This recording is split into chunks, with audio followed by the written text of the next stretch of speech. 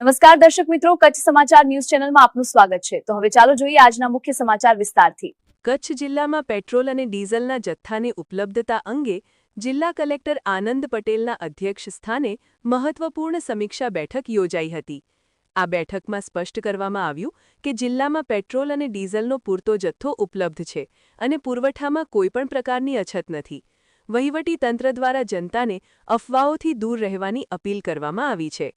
સાથે જ તંત્ર દ્વારા ચેતવણી આપવામાં આવી છે કે પેટ્રોલ ડીઝલનો બિનજરૂરી સંગ્રહ કરનાર સામે કાયદેસરની કાર્યવાહી કરવામાં આવશે।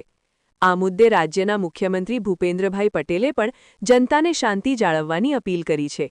તેમણે જણાવ્યું કે કોઈપણ પ્રકારની અફવાઓથી ગભરાવાની જરૂર નથી। વૈશ્વિક પરિસ્થિતિને ધ્યાનમાં રાખીને પણ રાજ્યમાં ઈંધણનો પુરવઠો પૂરતો છે, જેથી લોકો બિનજરૂરી રીતે પેટ્રોલ પંપ પર લાઈનો ન લગાવે તે માટે ખાસ અનુરોધ કરવામાં આવ્યો છે।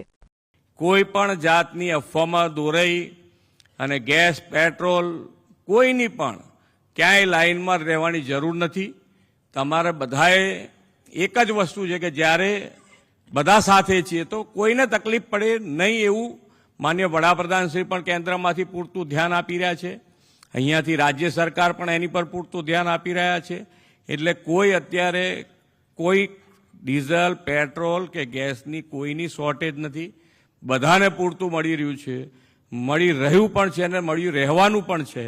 તો આ બધા જ આપણે સૌ સાથે મળી અને આગળ વધીએ અને વિકસિત ગુજરાત માટે આપણે સૌ સાથે મળીને આગળ વધીએ એ જ અભ્યર્થના। નમસ્કાર દર્શક મિત્રો, આ હતા આજના મુખ્ય સમાચાર। તાજા સમાચાર સાથે ફરી મળશું। જોતા રહો કચ્છ સમાચાર।